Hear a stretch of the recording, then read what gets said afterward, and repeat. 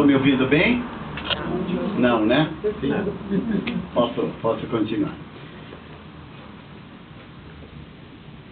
Não vou começar a palestra ainda, é só com relação a alguns avisos. Eu vou falar aquilo que o meu coração sente nessa casa, agora que eu já me sinto integrado. Antes eu era um mero palestrante, agora já estou um pouquinho mais participante, já comecei a impregnar essas paredes com a minha presença, como todos vocês. Cada vez que vem a casa, deixe uma parcela das emoções, das fibras da alma, e vão sendo impregnadas no espaço físico para que vocês também gradativamente vão crescendo.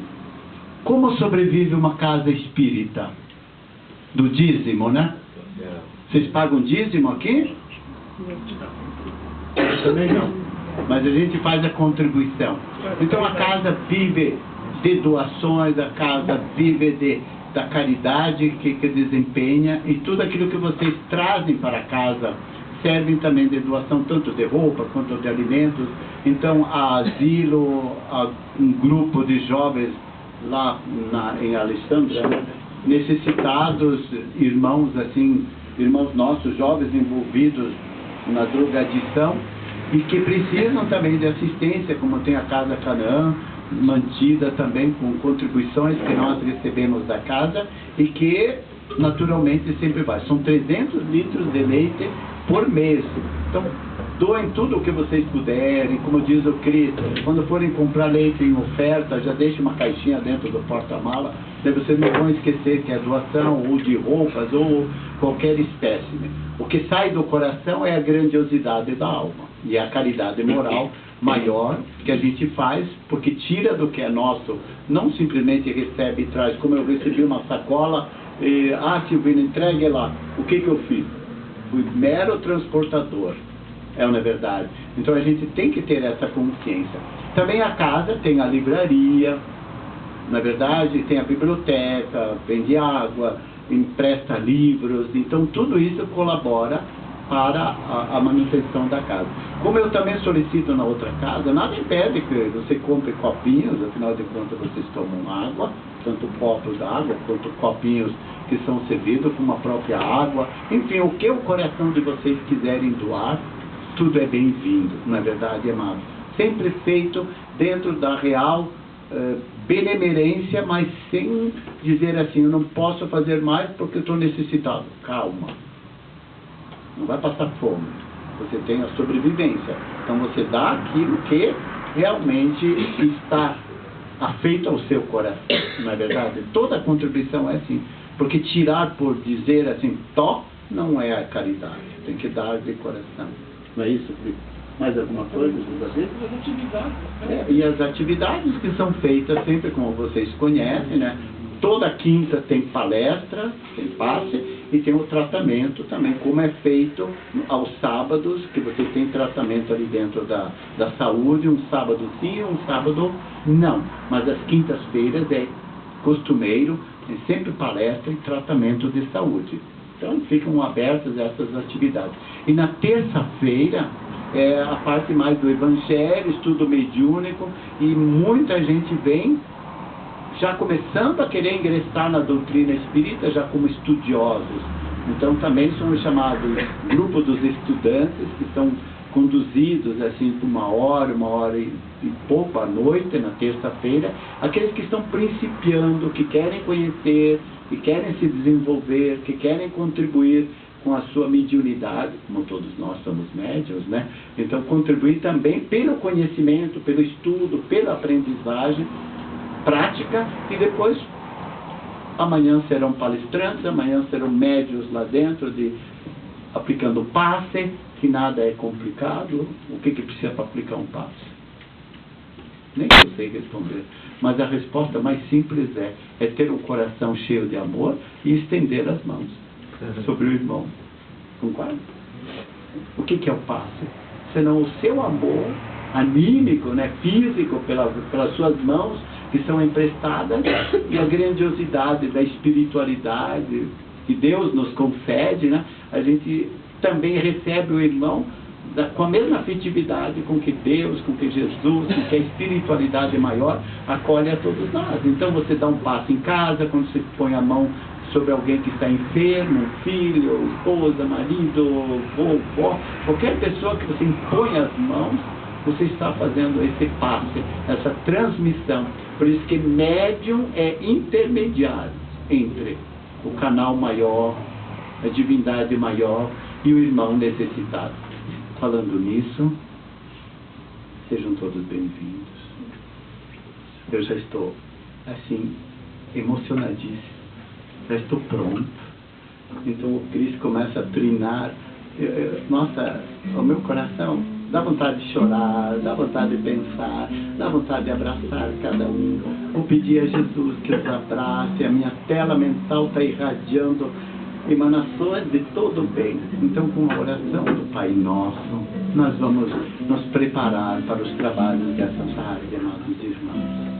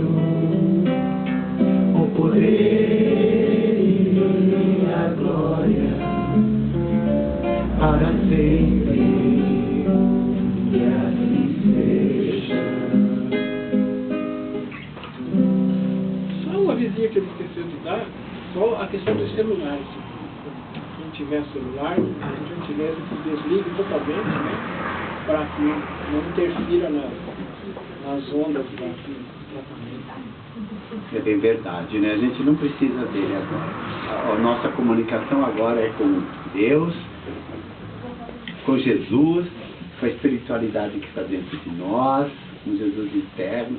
Afinal de contas, o celular é maravilhoso. Depois ele deixa lá a mensagem.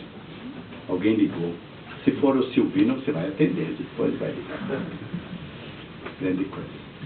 Amados, mais uma vez eu trago uma lição belíssima desse livro chamado Liberta-te do Mal.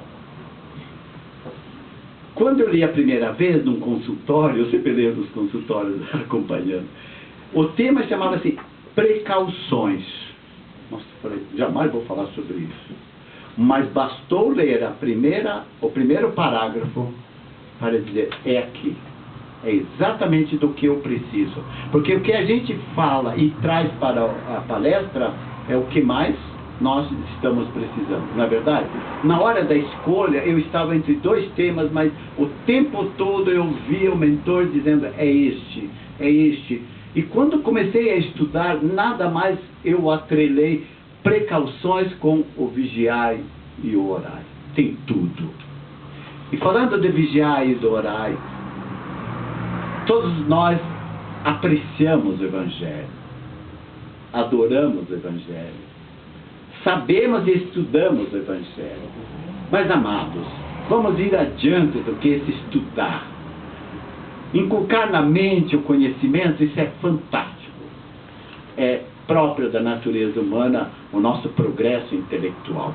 E por ansiarmos por aprender, é que nós estudamos a fundo o Evangelho.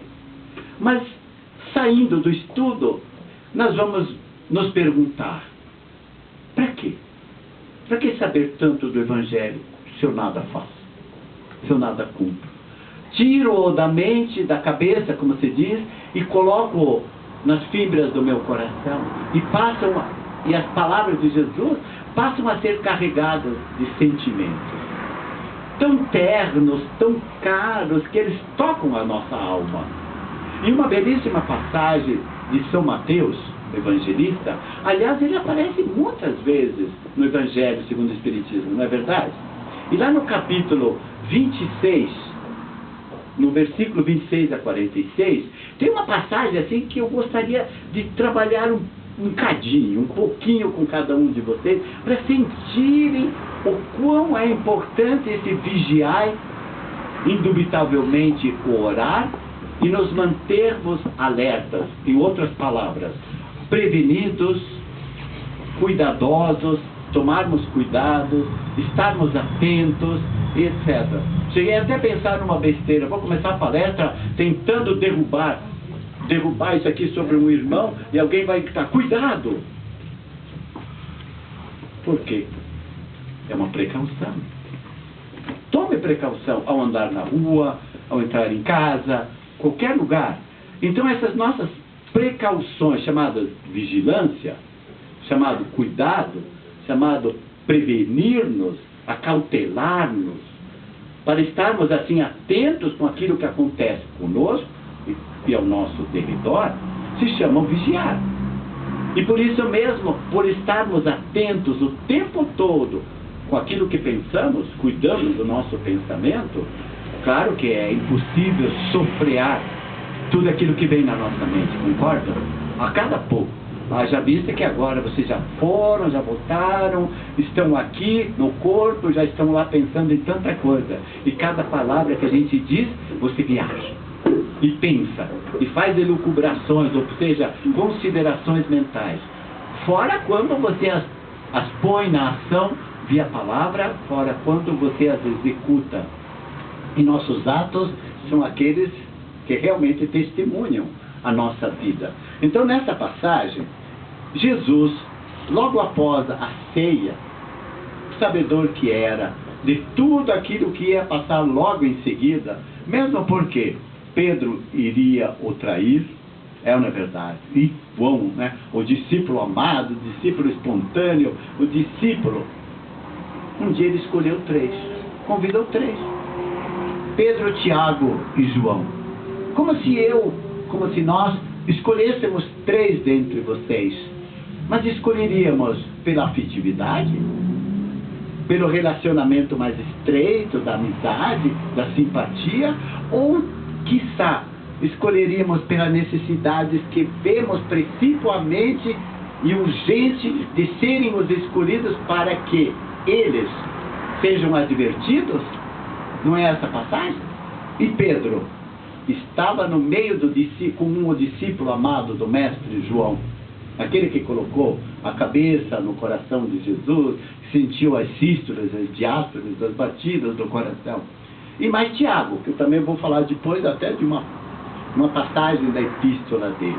E por que foram selecionados? Quando ele os convidou e foi ao monte Getsêmani, né, para um jardim, que era um horto florestal, como se nós pudéssemos dizer, e disse a eles assim, porque era noite: assentai-vos, sentem-se aqui, enquanto eu vou ali orar. Ou dizer, vou me afastar um bocadinho. E acrescentou: a minha alma está profundamente triste até a morte. Por que profundamente triste? Porque ele sabia tudo o que aconteceria logo em seguida. É como se nos advertisse que diante de profunda tristeza, e eu leio a alma de muitos de vocês agora, que há uma profunda tristeza no íntimo, que alguns chamam de depressão. Amados, vão com Jesus. Uma profunda tristeza. Então ele sentiu vontade da sua liberação via oração. E acrescentou: ficai aqui, é a segunda vez, ficai aqui e vigiai comigo. Observem bem, primeiro momento, selecionados, escolhidíssimos pelo Mestre, como se nós estivéssemos o tempo todo concitados, chamados: venham comigo, vamos ao monte, vamos orar, fiquem vigilantes, precavenham-se, ou em outras palavras, usem a precaução, estejam de sobreaviso, estejam alerta. Exatamente isso. E Pedro estava lá. Qual é o significado dessa palavra vigiar? Eu diria, sem ler, há duas interpretações, como um soldado no quartel que está vigilando, uma sentinela. Está, assim, a postos na porta para vigiar. Como se você ficasse na sua porta da casa vigiando. Então esse seria o primeiro, vigiar. A precaução que eu diria que seria física. Olhar o espaço físico. Seria a precaução com aquilo que a natureza nos oferta. O segundo seria a precaução social. Jesus convidou. Então estava com mais apóstolos. Ele poderia ter ido sozinho. Poderia ter se isolado, como ele passou as 6 semanas no deserto. Mas preferiu escolher a dedo 3 necessitados: Pedro, Tiago e João. E pediu a eles: assentem-se e fiquem vigiando. Bem sabia ele que o sono seria mais forte e que dormiriam, porque retornando encontrou-os em profundo sono. Aí ele chamou Pedro e disse: mas Pedro, então nenhuma horinha pudestes vigiar comigo? Aí ele voltou-se para os 3: vigiai e orai. Ou seja, fiquem acordados, orando comigo. Como nós poderíamos elucidar isso? Vamos a uma casa de oração para orar. Fazemos o evangelho no lar. Estamos em oração. Você está na sua caminha confortável, está orando. Mas o sono pega, não é verdade? Tanta vez começa o Pai Nosso e não chega nem na segunda parte. Graças a Deus que dormiu, né? Dormiu gostoso, placidamente. Mas nós nos referimos basicamente quando estamos convidados para a oração. Vamos orar, irmãos? Então deixe lá fora, apague, desligue o celular, desligue-se das preocupações momentâneas, porque elas, se colocadas na caixinha de Pandora, elas ficarão lá guardadinhas, até o momento que você vai destampar a caixinha e elas ressurgem, como todos os nossos problemas que os guardamos momentaneamente, preocupações em casa, preocupações com saúde, preocupações financeiras, problemas pessoais, problemas financeiros, enfim, de todo tipo, mas que neste momento nós os deixamos como Mestre Jesus. Vamos vigiar, vamos estar em sintonia, em comunhão e em prece com Deus. Isso é tão grande, esse vigiar, que ao cantarmos o Pai Nosso, sentindo, coisa assim, e não nos deixeis cair em tentação. Aliás, esta oração é belíssima, né? O tempo todo, primeiro rogar o pão do despertamento, do conhecimento, da alegria de viver, de estar em comunhão com Deus. Ai, que é tão gostoso, é na verdade, de dizer Pai. Só pode dizer assim, Pai. Coisa linda, né? Quando a gente diz Jesus,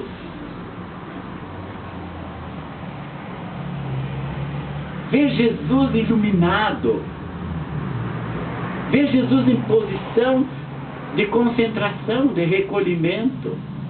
Isso nos demanda também que estamos atentos pela oração, vigilantes na razão da nossa mente, mas também acautelados, precavidos com as nossas emoções tão destrambelhadas, que nos convulsionam, na verdade, Basta um telefonema e nós saímos da sintonia. Basta um olhar, basta uma palavra, basta acontecer algo no trânsito, basta acontecer em tudo. Por isso eu disse que o precaver-se, tomar essas precauções, andarmos em vigilância, seria nessa tríade mesmo. Eu até escrevi aqui, nas precauções físicas, que são aquelas que estão ao nosso derredor. Vou subir numa escada, tome cuidado. Vou limpar ao telhado, toma cuidado. Vou fazer algo, tome cuidado. Vou mexer no fogão, tome cuidado. São todas coisas físicas. O trânsito, aquele cuidado, dirigir atento, tomar cuidado com os outros. Enfim, estar alerta sempre. A segunda seriam essas precauções sociais, que nos jungem, nos pressionam, querem que nós sigamos os ditames. E diria mais, existe um exemplo maior do que estamos vivendo no nosso país hoje? O que nos pede senão precaução, que são sociais. Precaução para não falar mais, não prolongar mais, não disseminar ódios, nem malquerenças. Não adianta. E vez por outra dizer assim, basta. Eu já vi e ouvi o suficiente no televisor. Agora não preciso mais. Aí vou buscar, vou ler, vou me informar, se é que você queira. Mas não ficar alimentando o tempo todo. Então, precauções ditas sociais. Fora aquelas que são de convivência, na verdade. Estamos numa festa, estamos numa reunião, estamos em qualquer lugar de convivência comum. São essas precauções que nós devemos tomar. Primeiro, cuidado com o falar. Na verdade. Cuidado. Se disse, ficou. Cuidado no agir. Cuidado até no comportar-se. Porque tudo fica registrado. Quando eu disse no início, eu emprego nas paredes com a minha presença, não são um aspecto físico que eu ponho minha mão suja na parede. Tampouco encosto o pé, como os brasileiros costumam fazer quando estão perto de uma parede. Eu não emprego-no com marcas físicas, emprego-no com a minha presença, com a minha afetividade, com o meu amor. Tem cadeira aqui, irmão, pode sentar aqui. Com a minha afetividade, com o meu amor, com a minha bondade, enfim, com aquilo que eu sou. E, finalmente, as precauções morais, que seriam aquelas que seriam da nossa conduta mesmo, conduta moral, de como pensamos, de como agimos, de como fazemos. Então, isso seria dentro dessa tríade maravilhosa. Eu quero complementar a passagem do Evangelho com uma belíssima reflexão que a autora desse texto, isso aqui encontrei no Google, quando diz que a interpretação evangélica do termo vigiar também diz respeito à necessidade de tomarmos as devidas precauções. Então ela atrelou, como tudo, com a palavra vigiar, precaução. Vigiar com vigilância. E ela acrescenta, sustentando assim o indispensável equilíbrio e lucidez. Queridos, vocês já pediram a Deus alguma vez na vida, Pai, por favor, faça com que eu viva bastante segundo a sua vontade, mas que eu tenha a cabeça boa, como diz no interior, que eu não fique doidinho e que eu não tenha mal de Alzheimer, que eu não tenha demência senil, mas que Deus me dê o equilíbrio entre tudo aquilo que eu sou. Por exemplo, um equilíbrio, conseguir ficar ereto, conseguir fazer uma palestra de 1 hora sem se coçar, sem ficar curvado, sem precisar sentar porque está cansado. Mas eu trabalhei o dia todo. Mas tudo bem, agora eu estou bem. Então isso seria o equilíbrio físico, que é sempre naquela junção dos 3 QIs. Vocês já conhecem isso. Quais sejam? QI, inteligência, a nossa razão. Segundo, o que é a nossa emoção. E o terceiro, o QESP, que é a nossa espiritualidade. A comparação maior, abram os olhos um pouquinho porque eu quero fazer um gesto. Abram os olhos. Quando você abre os braços e você vai passar de uma montanha para outra em cima de um cabo de aço, como é que você andaria? E como é que costumeiramente você vê aqueles que andam assim de braços cruzados? Não, vocês me disseram. Estão de o quê? De braços bem abertos. Até pegam um apoio de uma vara, etc. O olhar está onde? Para o precipício? Não, vocês me disseram. O olhar está onde? Para frente, para o alto. E a mente está onde? Focada na dificuldade? Não. Ele se foca lá na espiritualidade, inteligência espiritual, que não é religião.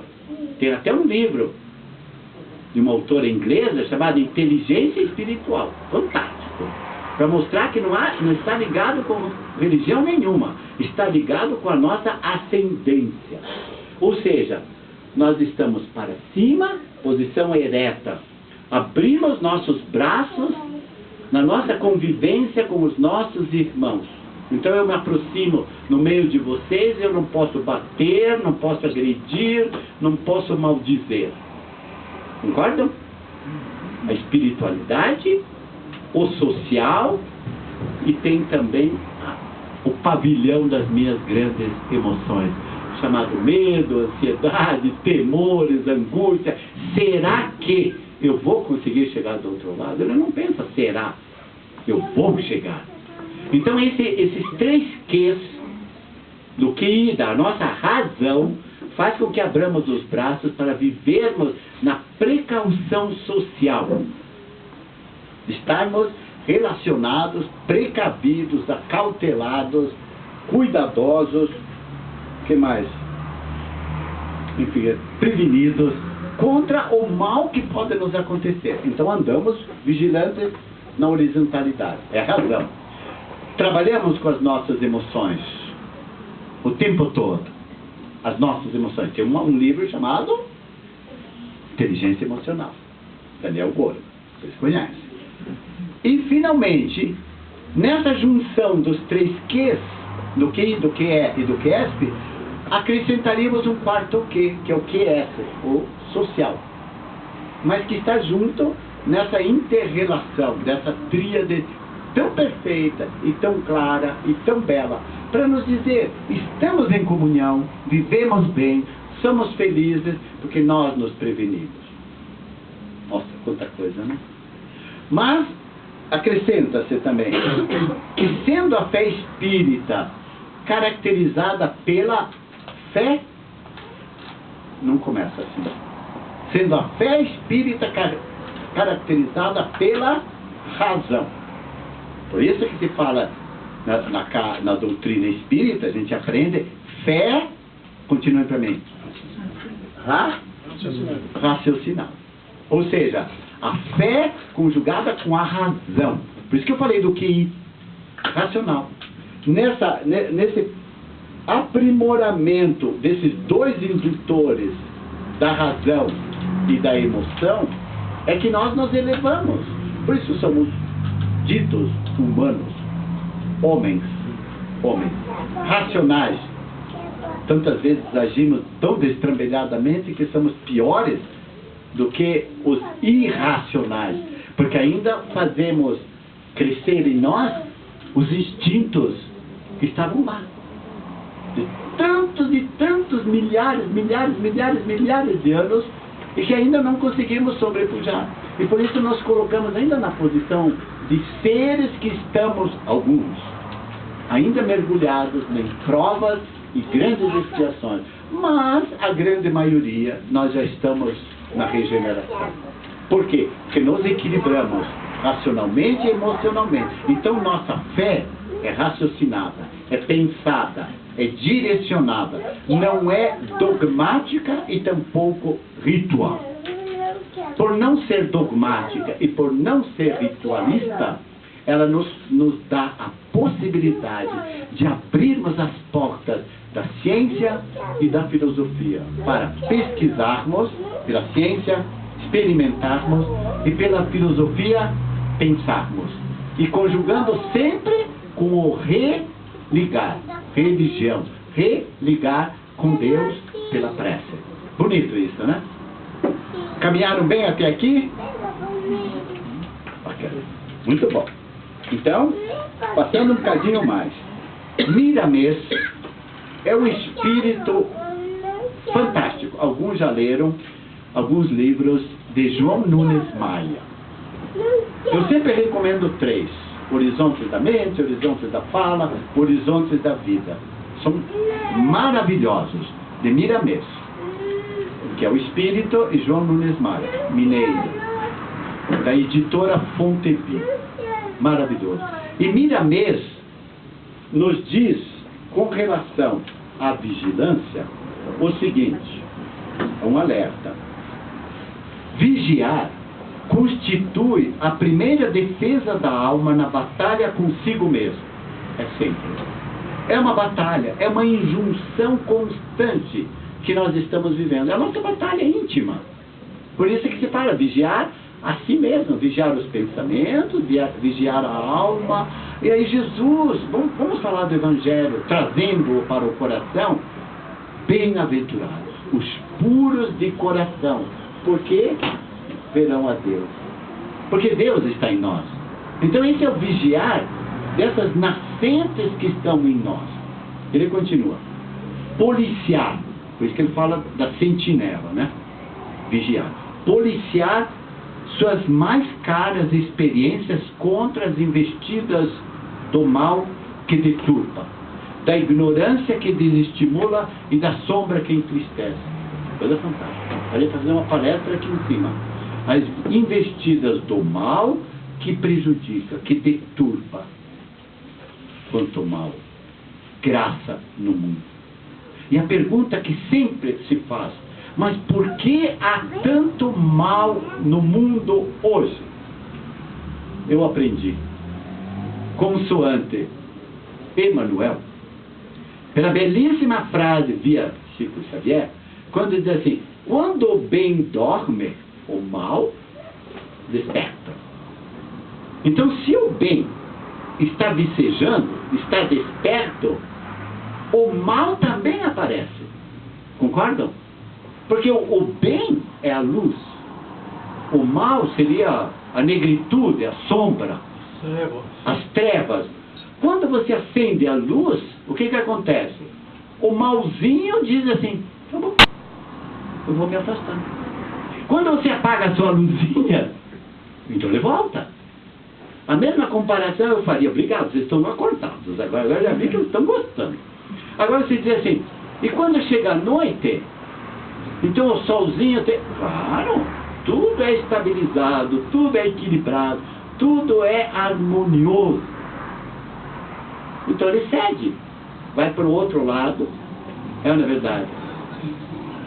Brilha lá o sol, aqui à noite. Mas de manhãzinha, com a aurora boreal, etc., a madrugada, começam a surgir os primeiros raios. E um vai cedendo ao outro.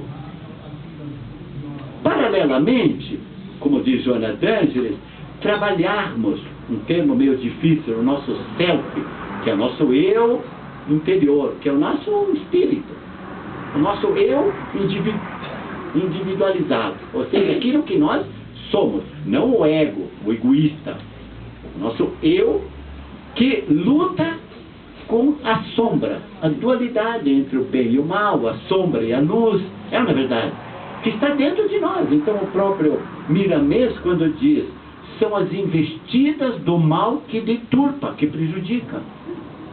E como tem? Por isso, precaução.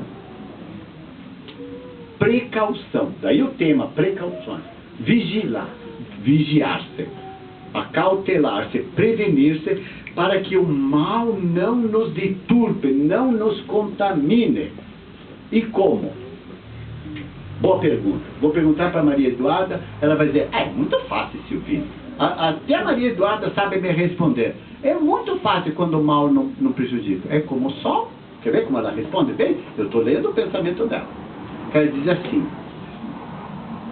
é como o sol, Silvino, que entra no banhado, na lama, no lodo, sabe aquele barro. O sol bate em cima, mas não se contamina. Não é verdade? Ele continua a ser sol. Obrigado. Verdade. Eu li o pensamento dela. E aliás, vocês sabem. Então, agora vocês entenderam. Até o Eng fez assim, gostei dessa. Gostei. Essa foi boa, seu Silvino. Por quê? Porque é a comparação mais clara. Se o sol entra no nosso palácio, lá da nossa casa, onde nós moramos, é o nosso palácio, se entra nos casebres, nas choupanas, nas misérias humanas, ele continua a ser sol. Ele não se contamina. Então, o mal que chega até nós não pode nos deturpar, não pode nos contaminar. Muito bom. E a segunda razão, da ignorância que desestimula. Então, chega um momento que você diz assim, não sei mais nada, não sei o que fazer. Então você vai atrás, vai buscar conselho, vai buscar sabedoria, conhecimento, estudo, aprendizagem. Não é assim que a gente conclama a nossa evolução intelecto moral? Eu simplesmente estou trazendo a reflexão, o que sobejamente sabemos. Tenho que crescer intelecto, mas eu fico lendo aqueles romances sem vergonha, fico vendo televisão daqueles programas sem vergonha. Aí eu te pergunto, como é que você cresce moralmente? Você se contaminou. Aí você me pergunta, mas não posso ver nada? Não posso ouvir nada? Pode. Tudo você pode. Tudo é permitido, mas nem tudo me é. O que Paulo diz, né? Tudo me é permitido, mas nem tudo me é lícito. Né? Tudo é permitido, você pode fazer o que quiser. Você pode levantar agora e me agredir. Você não o faz por quê? Por um equilíbrio que você pediu. Viu? Equilíbrio. Bom senso. Você poderia levantar. Pode parar com essas asneiras que você está falando. Não, você se equilibra. Você diz, depois eu pego lá. Mas enquanto não chegar o depois, você está se mantendo, não está lutando contra essa ignorância e finalmente da sombra que entristece. Maravilhoso. Aí ele fala do exercício do pensamento. Mira mesmo. É uma lavoura de conhecimentos inesgotáveis. Por quê? Porque a nossa usina mental, nosso laboratório mental, é onde você planta e sementa e planta essa boa semente do conhecimento, da vida saudável, da vida edificada e etc. Vamos adiante. Vamos adiante. André Luiz diz assim, cada qual de nós vive e respira nos reflexos mentais de si mesmo, angariando as influências felizes ou infelizes que nos mantêm na situação que buscamos. Então não adianta culpar. O precaver-se é conosco, é olharmos-nos, tomarmos cuidado. O dia que eu vi o seu Elias pulando o muro, eu fiquei em oração naquela porta. Anjo guardião, mentor de luz, meu pai, proteja esse menino. Bem que eu podia correr lá e me pôr embaixo, assim, se ele caísse, ele ia cair em cima de mim. Mas o cavalinho aqui é meio fraquinho, então eu preferi orar. Isso eu não esqueço. E ele está rindo. Com relação à sintonia, à vigilância, tem um pensamento aqui maravilhoso, maravilhoso. Também tirado lá do Evangelho, né, calcado no próprio Evangelho, que fala assim, com teus pensamentos atrais, você atrai, com teus pensamentos você atrai, você absorve, você impulsiona, ou você expulsa, rechaça. Observe esses 4 verbos com o seu pensamento. Vou traduzir, você atrai. Eu sou muito esperto. Vocês viram que minha careca é chapada aqui? É que batiam em mim quando era criança. Vai ser um bom menino. E de tanto baterem, eu falei, serei. Ou seja, você acredita. Você atrai aquilo que você pensa. Eu vou pensar, eu vou me sair bem, eu vou conseguir. Eu não coloco palavras negativas na minha vida. Vamos fazer uma pesquisa de doutorado. Todos nós. Vamos fazer uma pesquisa juntos. Tomarmos o Evangelho e encontrarmos quantas referências há de Jesus, começando pelo não.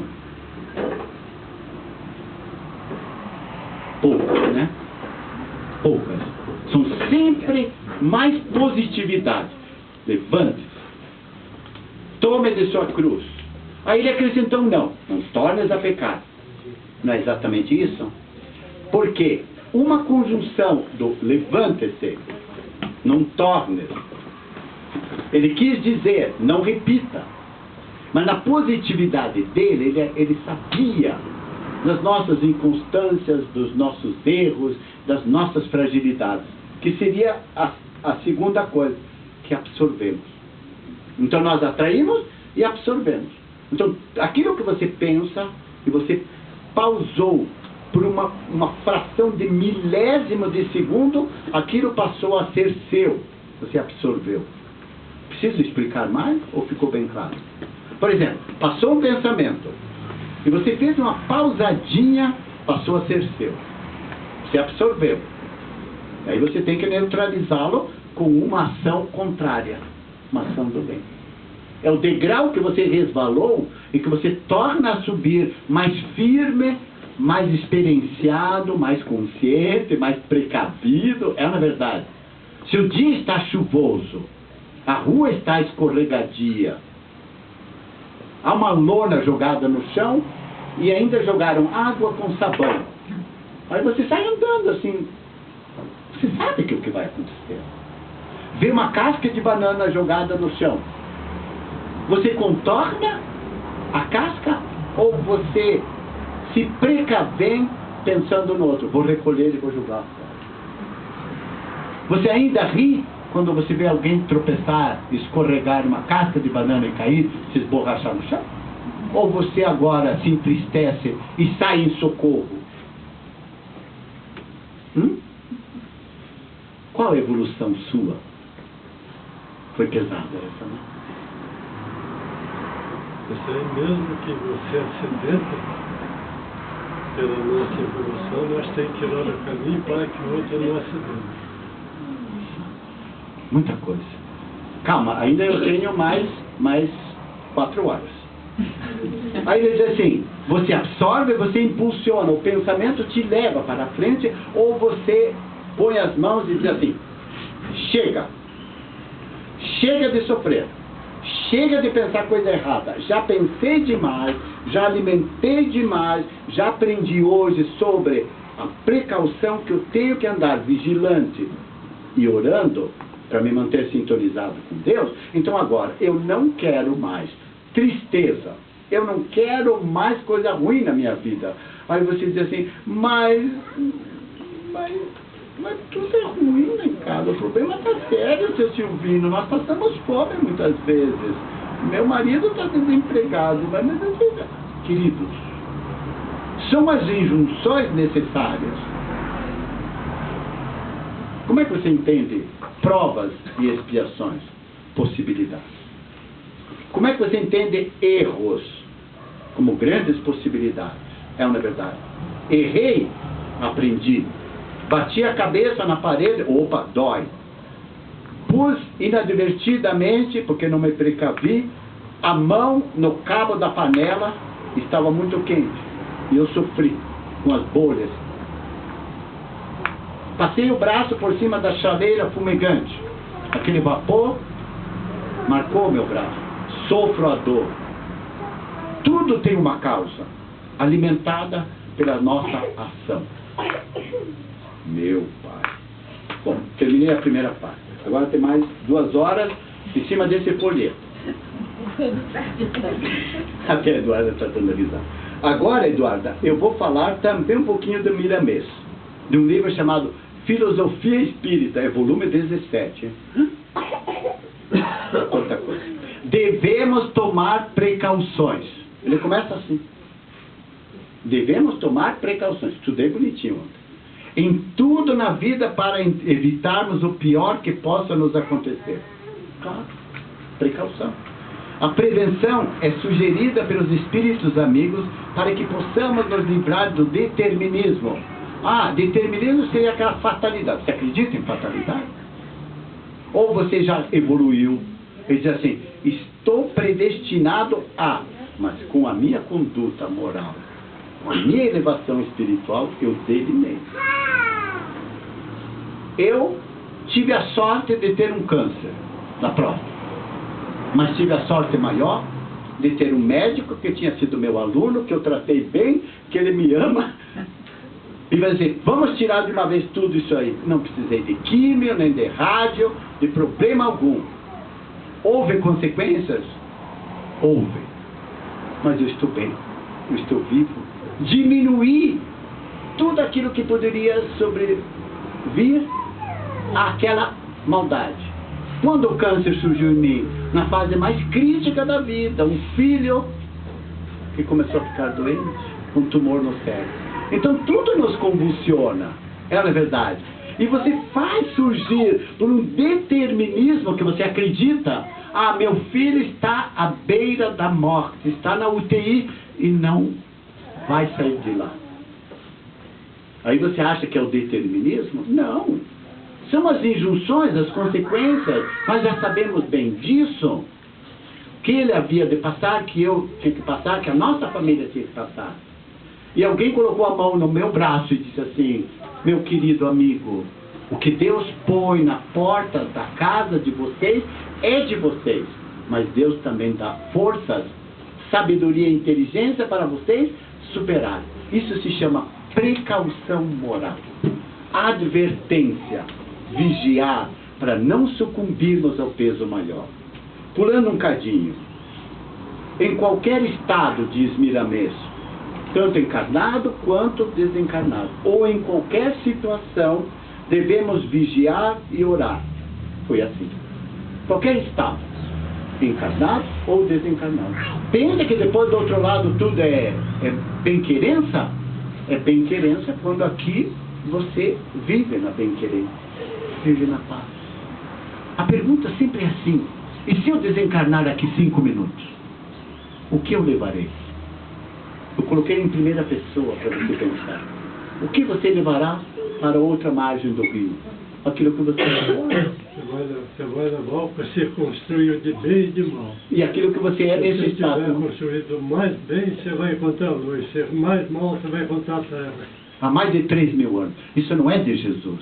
Isso é da lei da causa e efeito. E Tiago, lembra que eu falei do Tiago? Um dos 3? Na epístola dele, no capítulo 1º, no versículo 4, ele diz assim, orai. Ele começa assim, orai, para que a perseverança tenha ação completa. A perseverança tenha ação completa. Para que sejais perfeitos e íntegros e em nada deficientes. Que coisa fantástica! Para que a perseverança seja completa. E perseverança é até o último instante. Perseverai. E a gente pede a Deus, não que afaste os problemas, mas que me dê perseverança, que me dê força, que me dê coragem. Para que sejais perfeitos. Não é o que Jesus disse? Sede perfeitos. E ele colocou o limite? Não. Ele colocou, sede perfeitos como nosso Pai. O Pai é perfeito. É como caminhar em busca do horizonte, que você nunca alcança. Quanto mais você caminha, parece-nos que ele se distancia, exatamente para nos dizer, continue a caminhar. Sede perfeitos e íntegros. Queridos, íntegro talvez seja hoje a palavra mais necessária no momento. Éticos, íntegros. Aí me dá uma tristeza na alma. Mas eu ao mesmo tempo penso, eu estou no caminho do bem. eu não vou me contaminar. Vou orar pelos governantes, pela nossa nação, vou envolver tudo isso no bem, na luz. O grupo aqui do NAI, que manda mensagens belíssimas, a Suzy escreveu hoje uma belíssima mensagem de Kardec, quando ela disse: às vezes é necessário que o mal chegue ao excesso. Não é o que está acontecendo? Às vezes é necessário que o mal chegue ao excesso. A corrupção já chegou ao excesso.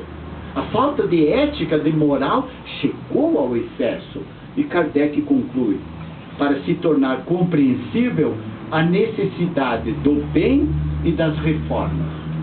Exatamente. Como Kardec está presente hoje na nossa nação? Porque sabemos, nós vamos sair dela. Graças a Deus. Então, isso se chama sede perfeitos e íntegros e em nada, diz Tiago, e em nada deficientes. Não está se falando de deficiência física, fala-se da nossa deficiência moral, que é o que nós mais carecemos. Vamos para a terceira parte. Tenho mais 2 horas. Calma, ninguém vai sair daqui antes de eu terminar. Obrigado pelo dedinho. Eu vou pular.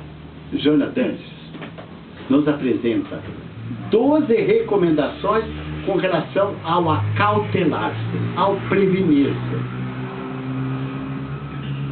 Você não precisa decorar, mas todas elas você já as conhece. 12. Primeira, acautela-te do mal. Já falamos bastante. Segundo, acautela-te da inveja, reconhecendo cada qual que é fruto dos próprios atos. Inveja.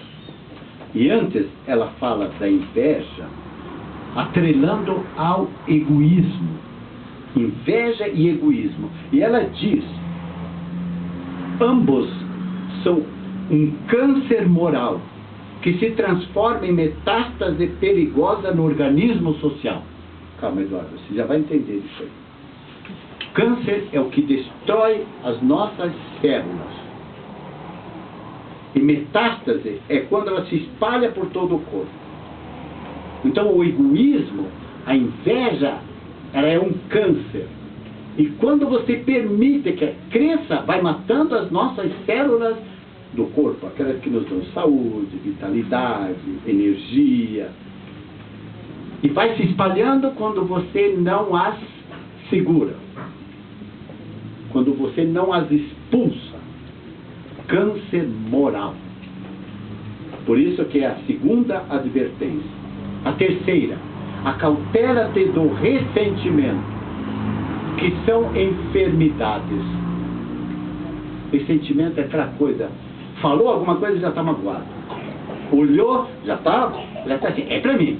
Já disse tudo isso para mim. Está vendo? Não gosta de mim. Tudo ele se magoa. É a cidadezinha do Rio Grande chamada Não Me Toque. Ou a florzinha Não Me Toque. Tudo, nossa, guarda tudo. Ressentimento. Quarto, acautela-te contra a maledicência. Boca grande. Tem que falar mal, tem que contar. Você não viu aquela da vizinha? Eu poderia contar aquela história, né, que todo mundo já sabe, né? Que a mulher, mas marido, querido, olha aquela nossa vizinha, ela não lava direito aqueles lençóis, lá estão sempre sujos, sempre sujos. E toda vez que a vizinha lavava os lençóis e colocava no varal, vinha ela buscando no vidinho do marido paciente. Até um dia que ele não aguentou mais. Virou para ela e disse assim: querida, vamos lavar a nossa vidraça? Claro, se eu estou olhando lá para fora, a vidraça está suja. Eu vejo imperfeições no lençol da vizinha. Vocês entenderam, né? Ô, boca grande. 5. Acautela-te da ira, da raiva, das explosões. Pare de ficar vermelho de raiva. Pode ficar vermelho, assim, da energia, da força, da vitalidade. 6. Acautela-te do ciúme. Ainda bem que aqui ninguém é ciúme. Ótimo.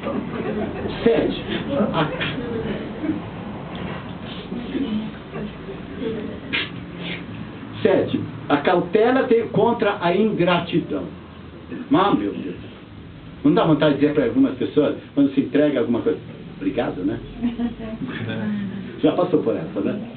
A pessoa não diz nada, você entrega, é fria, não agradece a Deus, não tem gratidão para o universo, para com ninguém.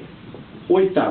A cautela da sensualidade, do erotismo, aquilo que você vê muito na televisão, essa sensualidade, esse erotismo em novelas que passam às 18 horas, ainda escrevem lá, como é que é?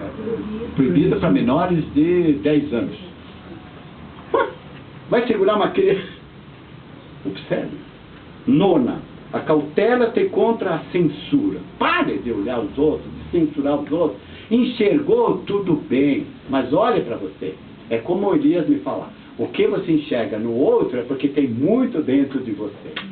Então aquilo que você censura no outro, não se esqueça que isso está em você. Mas é verdade? Vamos fazer uma tese sobre isso? 10. A cautela contra a agressão mental e moral. Pare de agredir moralmente. Pare de se agredir mentalmente. Pare de se automutilar, de se autopunir, de se autocondenar. 11ª. Bonito, vou ler o parágrafo.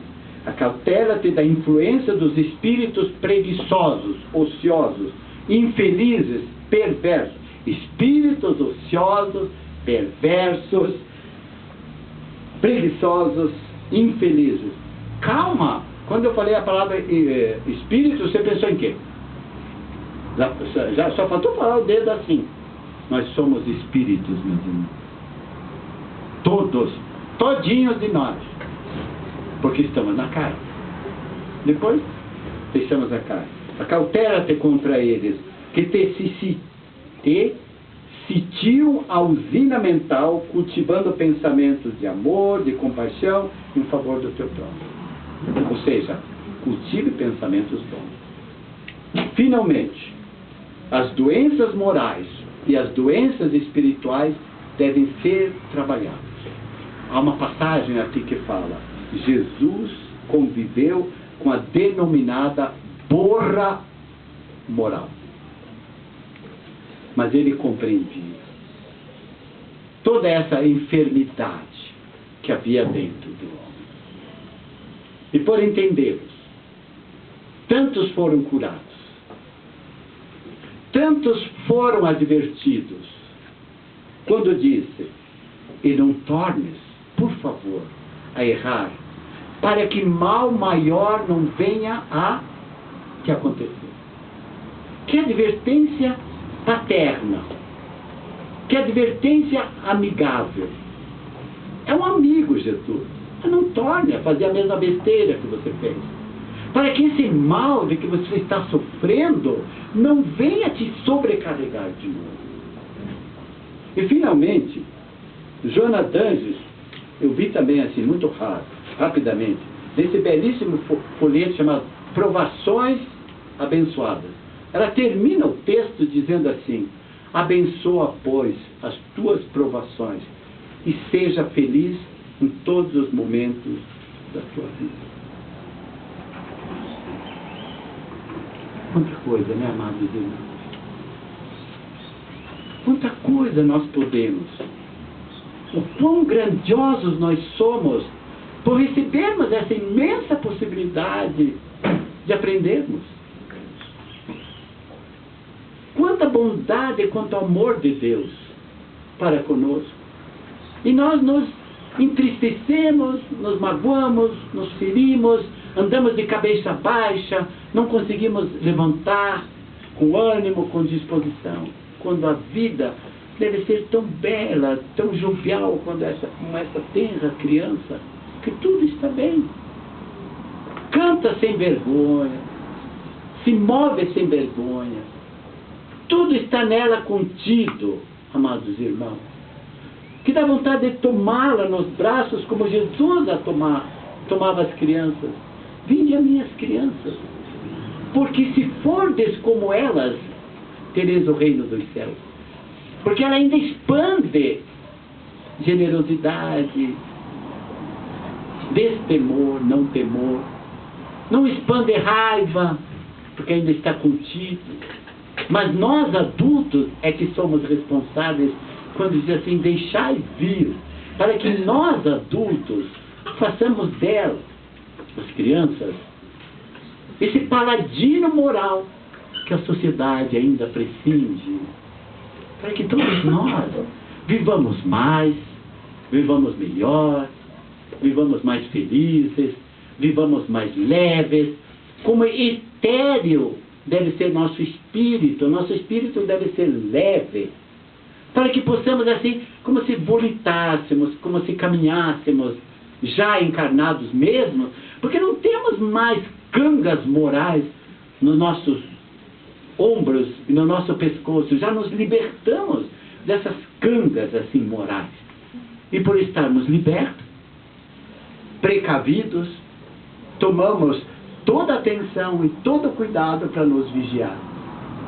Que Deus nos abençoe, nossos irmãos. Obrigado por tudo e um beijo no coração.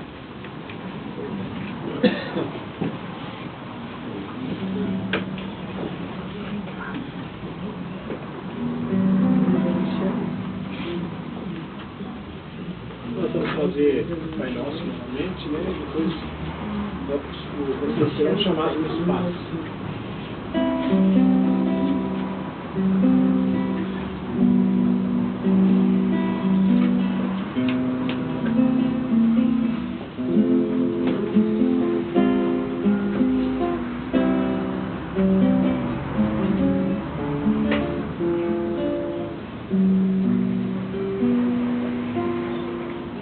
Pai nosso, Pai do céu, santificado seja o teu nome, venha a nós o teu reino, seja feita a tua vontade,